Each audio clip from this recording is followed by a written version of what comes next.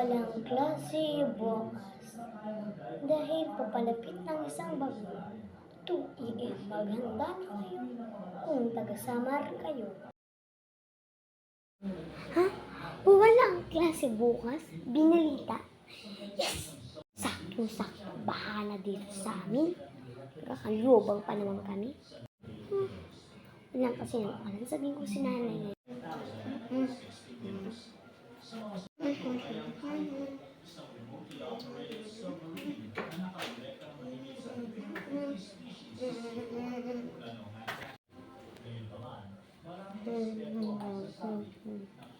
Ay, nay, walang pasok daw bukas. And, ay, ano yun? Walang klase bukas? Abay, bakit daw? Kasi daw, may bagyo daw bukas. Papalapit, alas 2 daw. Tuiim. Kaya walang klase bukas. Saktong-sakto din, bahala dito. Kalubang.